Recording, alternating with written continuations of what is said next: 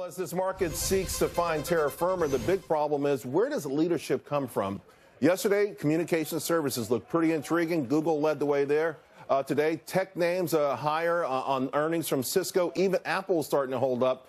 Every rally needs leadership. So where are we going to get it from once this market turns around? Let's go to Kingsview Asset Management's Chief Investment Officer and Fox News contributor, Scott Martin. Scott, quite simply, what's going to take this market higher? Will it be the names that took us higher for a long time? Can they reemerge despite their individual problems? Or will it be a broader base of leadership this time around?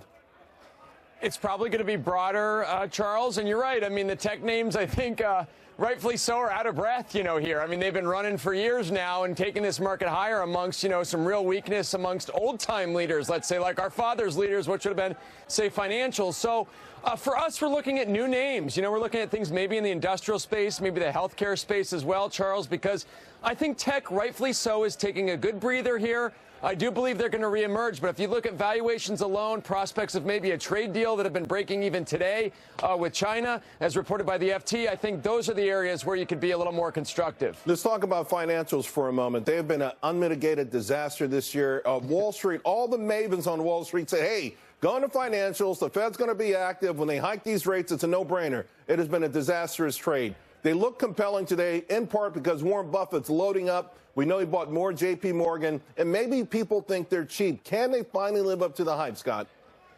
Gosh, I'm not sure, Charles. You're right. They've been a brain buster, really, and for years and years and years. And so since we'll keep this relatively PG rated, I won't say what I think about the financials and their performance the last several years, other than saying they've been very stinky. You're right. The Fed has not been a rescue for the financials. And, weird things have happened in the financials, too, Charles, on some of these big down days. I mean, Monday comes to mind when Goldman tanked, $5+ in a matter of about 10 minutes. We've had other weakness in other financials on some of these big sell-offs. So while we do own some financials here, we certainly aren't overweight them.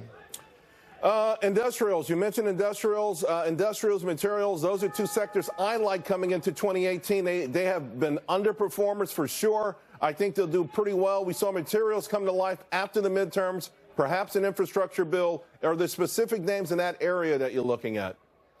Yes, there are. There's two that we own right now, Charles. We own Caterpillar and Deere. Just valuations we like. We do like the prospects of a trade deal getting done. There's been some nice little nuggets of some positivity, let's say, in recent earnings reports from those two names. 3M, Triple M, is another name that's on our radar to possibly pick up here in the next few days. Interesting. 3M had one of those disappointing earnings reports, but I think it was more currency-driven than anything else.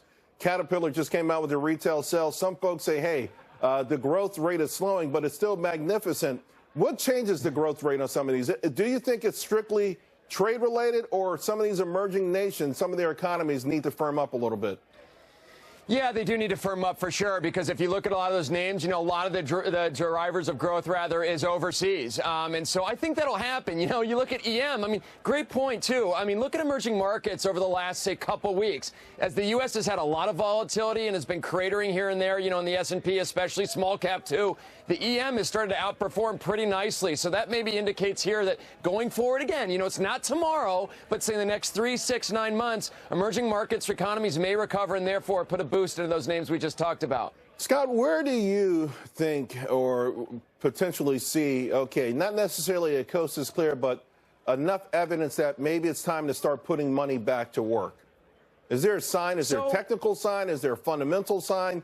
Is there something you want to see to say, okay, let me start to accumulate some of these names?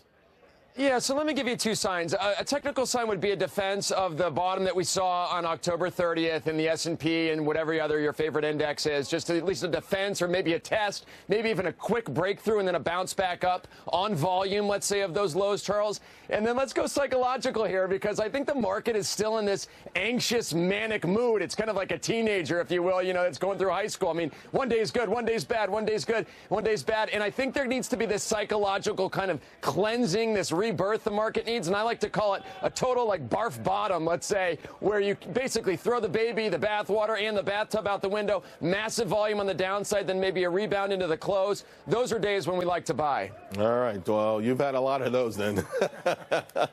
Scott, thanks a lot. Appreciate it. Man.